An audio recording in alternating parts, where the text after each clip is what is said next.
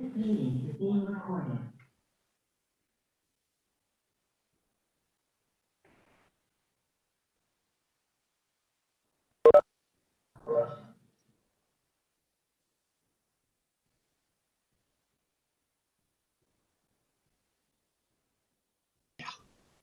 That was Don Lowe's. He doesn't have the door yet. And I had to check on the range. The 20 seconds is what it says. He says no guarantee.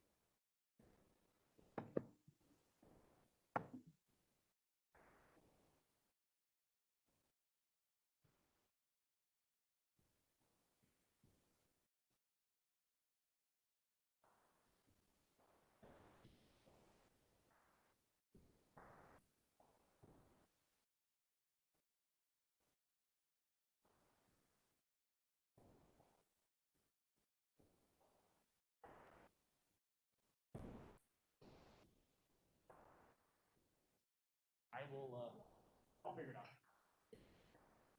I don't want to take yours. I'll figure it. That's all there is.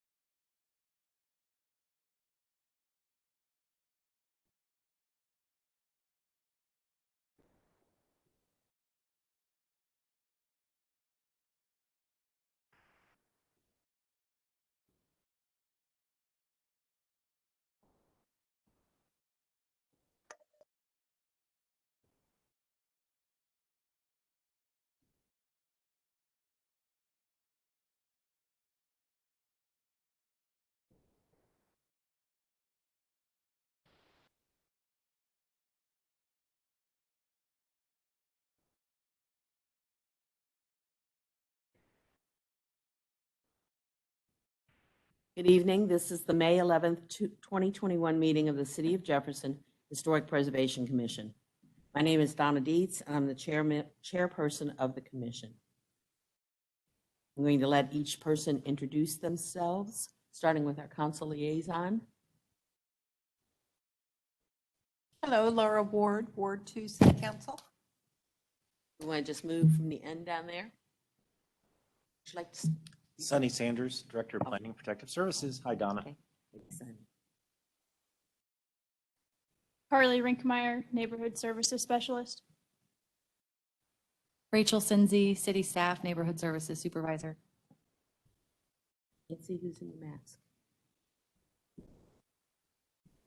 That's part of staff. I can't see from No. here. Okay. Next, go on around. Brad Schaefer. Mike Berenson. Alan Wheat. Gail Jones. Tiffany Patterson. And online, Greg Benboom. thanks, Greg.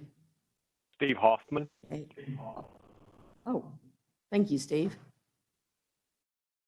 Is there anybody else in there? Okay. Okay, the city code authorizes 9 regular members, a quorum of at least 5 members. is necessary to conduct business, I declare that a quorum is present. The next item on the agenda is the adoption of the agenda. May I have a motion to adopt the agenda as printed or amended? Second.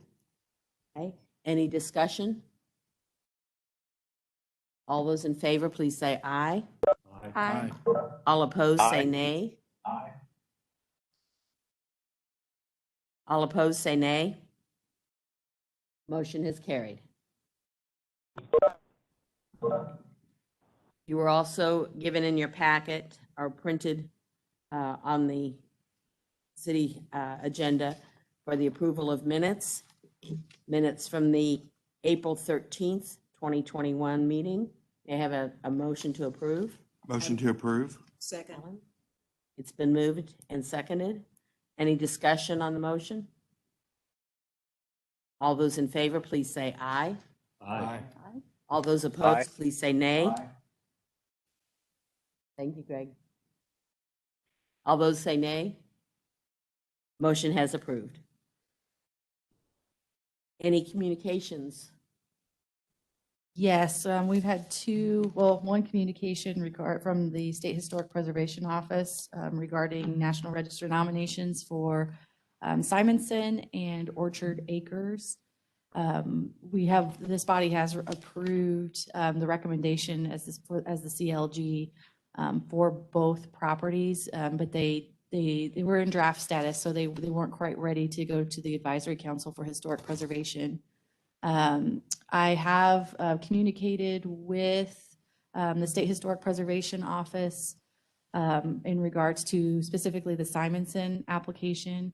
And they have a few things that they need to clean up within the nomination, but they do feel that it will go on the July 17th Advisory Council, the agenda for the Advisory Council on Historic Preservation, which is a good step for it. I did have the opportunity to review it in depth with Jane Beadham, who is the author of the nomination, and we kind of tied it a little bit more tightly to the progressive era school architecture design. So hopefully that'll tighten it up. And then the Orchard Acres, I'm assuming, is a similar thing.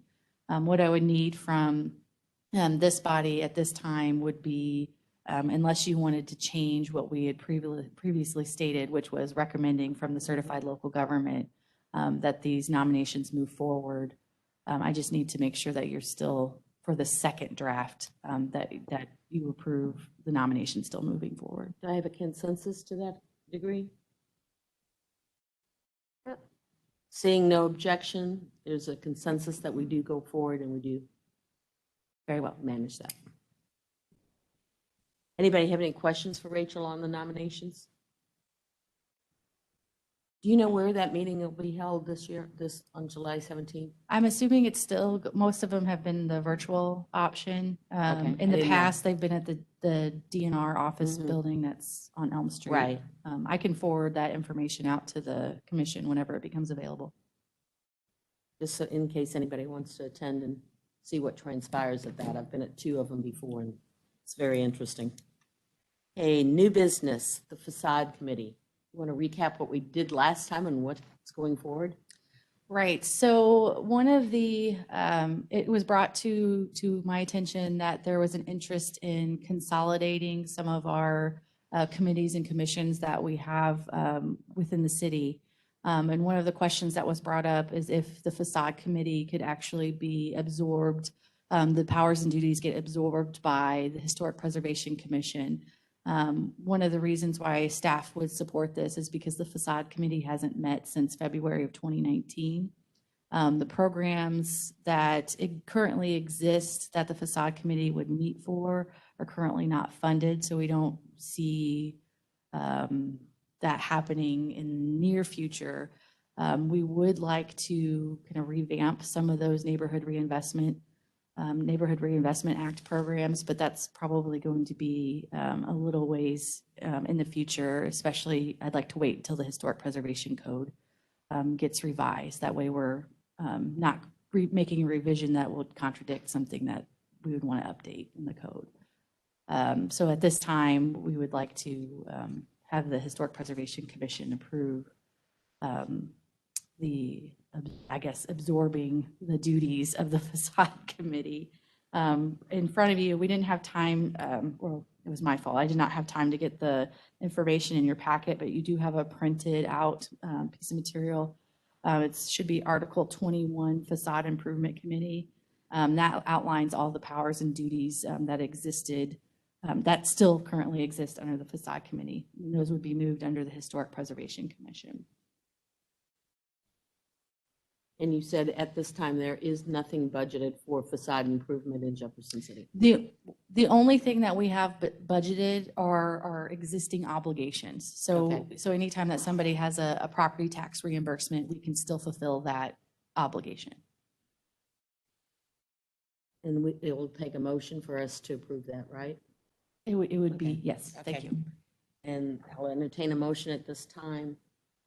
Go forward and approve consolidating the Facade Improvement Committee under HPPC. I will move. And incorporate the facade committee as part of our. Have a second. Second. Okay, Gail. Is there any discussion on that? I have a question. Are you going to retain any of the present members?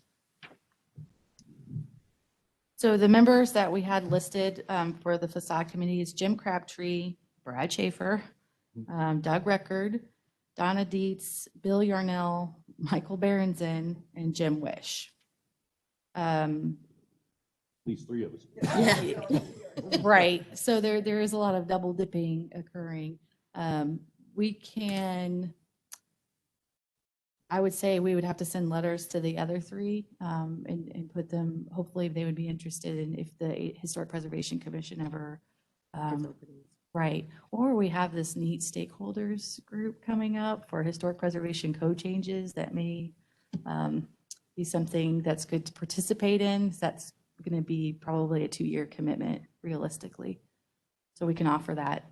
Well, and I would think once the historic code is redone, a lot of this will be absorbed and how that'll transpire as far as membership, et cetera. That's Hopefully.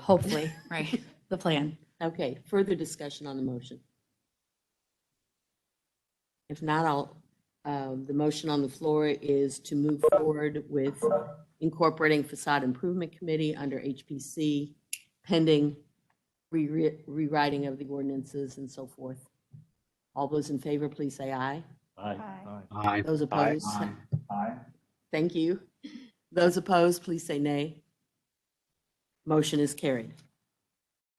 Madam Chairman, Yes. I just wanted to share some information that I received, I think it was late last week from Missouri Preservation Alliance. Mm-hmm.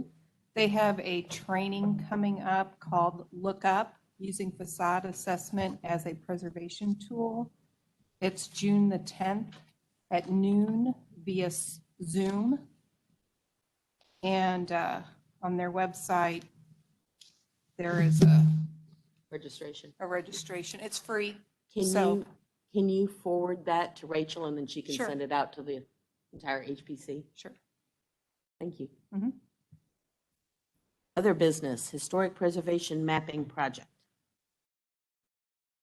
Yes, so this, we had the opportunity to create a project for interns from Lincoln.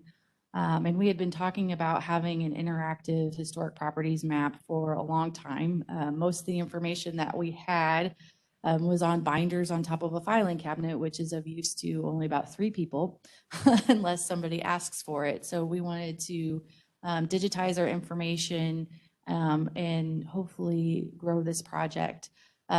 So we had Dillon Green, who's going to come to the podium and show you what he's worked on this semester, which we're very appreciative of the work that he has given us. The next step is hopefully to partner with Historic City of Jefferson. We have what I call kind of I don't want to call it boring government stuff, but we have the forms and the documentation. Historic City of Jefferson has a lot of the neat articles and the photos and the good stories. So we're hoping to partner as a community and get all of those records attached through our Midmo GIS hub, which that's the kind of the face that you'll see. And I will go ahead and let Dalton take the podium, and he can show you everything that he's been working on. Good evening. As Rachel said, my name is Dalton Green. I am a senior at Lincoln University. I'm currently studying history. And over the past few months, I've had the pleasure of interning with the Planning and Protective Services Department. And in my time there, we have been working to create an interactive historical map of the historical districts inside of Jefferson City. These districts include the Capitol Avenue District, the Missouri State Capitol District, the South Side District, the East Side District, and the Moore and El Marine District. And as Rachel said, I started off my project by getting these massive binders and taking them and scanning the architectural surveys that we see here on the screen, and digitizing to them and putting that information into then an Excel spreadsheet. On these architectural surveys, we see a number of things. We see the construction date, whether it is contributing to that said historic district. We see the exterior wall cladding, the architectural style, and so on and so forth. So this is a architectural survey of the Morrow and El Marine District. And then I have another example for you here of the architectural survey from the historical South Side. So after scanning all these documents, I then plugged them into said Excel spreadsheet. This is an example from the Morrow and El Marine District. Again, as we see, we have the construction date, the architectural style, whether it's contributed or not, the external wall cladding, foundation, and then a short description of the property on the far right. After doing this, I then sent this spreadsheet to GIS.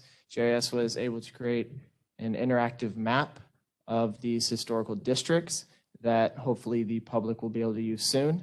And I have an example, or I can actually pull up that website for you guys so we can take a look at it.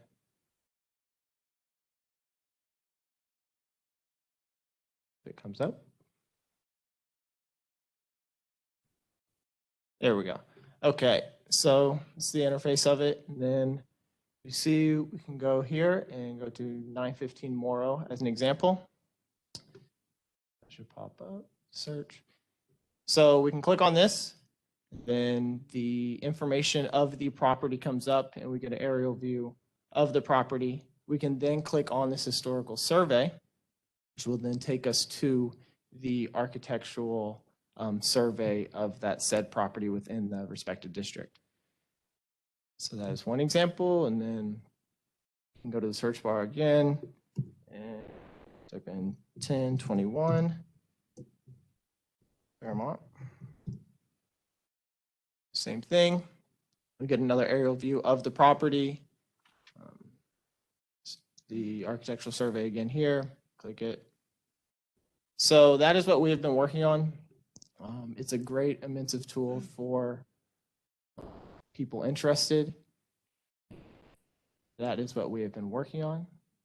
Are there any questions?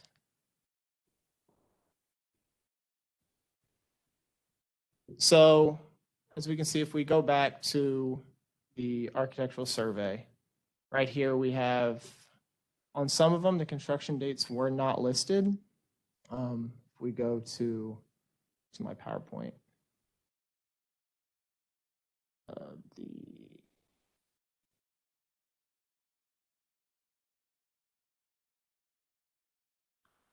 so right there at the top left, this is one of the a building of the South Side. We see right there, construction date 1935, and that's when that's where we see the construction date inside this architectural survey. So you can see the construction date, the vernacular style, external wall materials, and so on and so forth.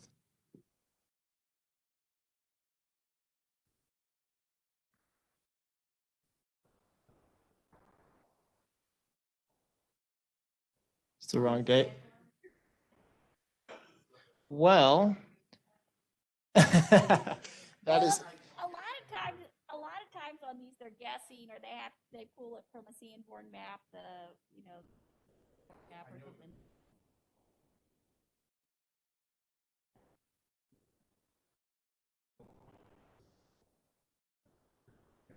This one? Okay. Yes, I do. Yes. Yeah, so as I said, not all of the architectural surveys had all the information on them. So we did the best we could. So hopefully it's pretty close, if not spot on. I think one of the advantages, once HCJ gets involved in it too, they've got a lot of references that either directories that date back that actually have those dates on it, or newspaper articles that talk about that Right. building being built and what the other type of information. I think a lot of that'll be updated too. Okay.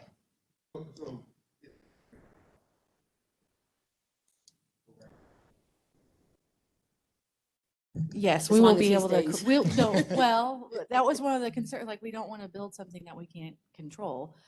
So, yes, we are fortunate to have a GIS team that's in-house.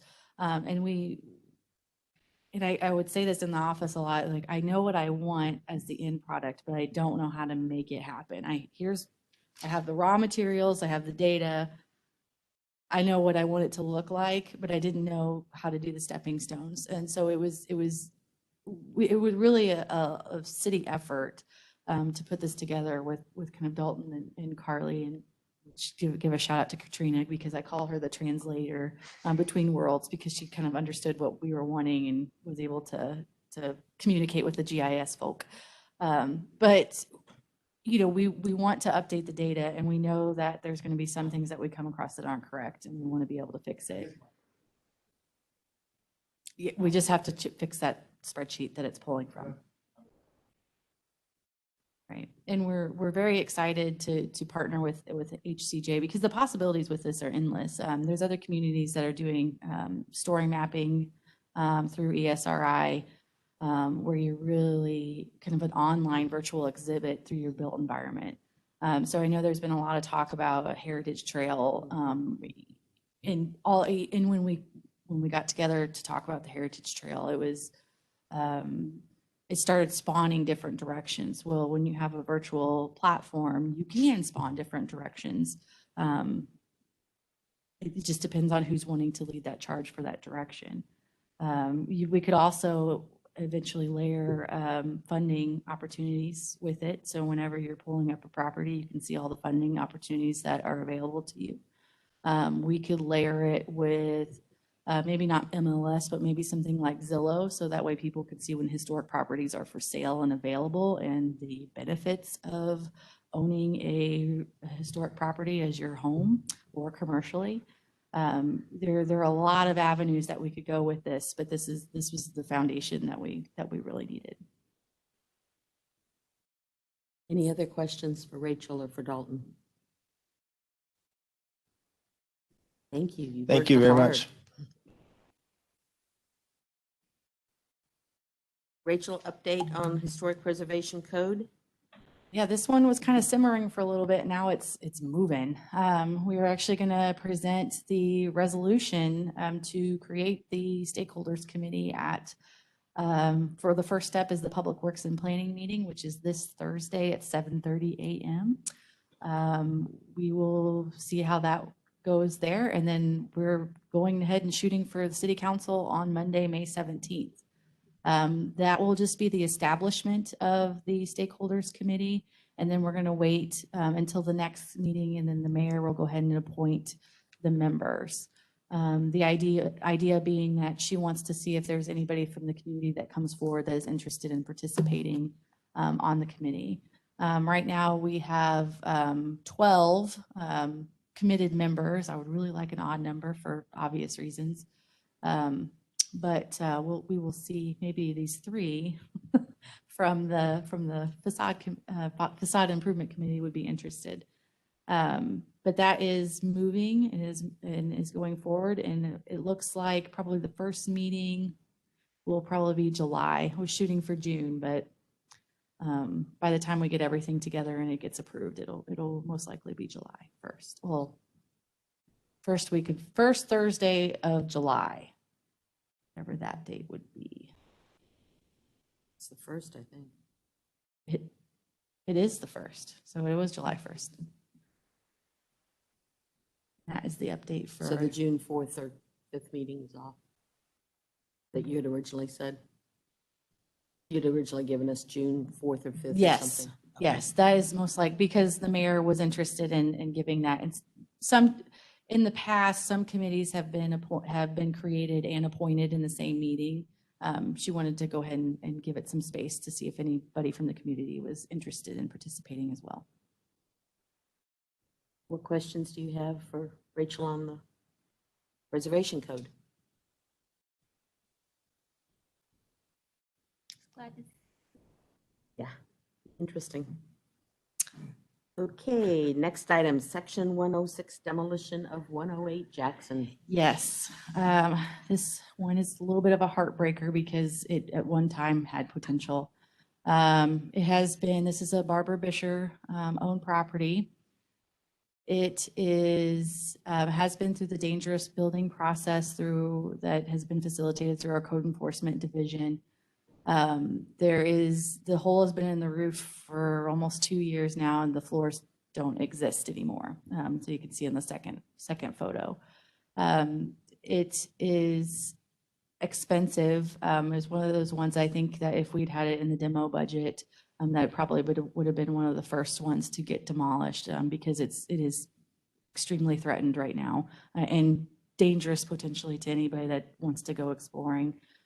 We also feel that because there's some revitalization going on in the neighborhood, especially across the street, that this one might be intimidating for some that aren't as brave to go ahead and take on. We are proposing that we use some of our neighborhood stabilization program funds that's a HUD program, to go ahead and demolish it. We're estimating that this demolition will probably between 80 and 90,000, because it'll have to be a wet demo due to the asbestos content. There's no way that anybody could get in there and remove it. So we did go ahead and start the section 106 process.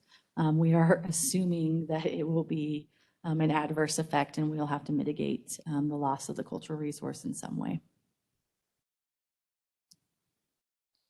Question. Will there be an opportunity to go in and salvage anything out of it? This one. The stained glass especially. Well, so we have two problems. One is it's a dangerous building and there would be a Right. liability. And two, we don't own it. Barbara Bisher owns it. So it would be theft if you'd have to communicate with Barbara Bisher to see if you Okay. could go in and get it.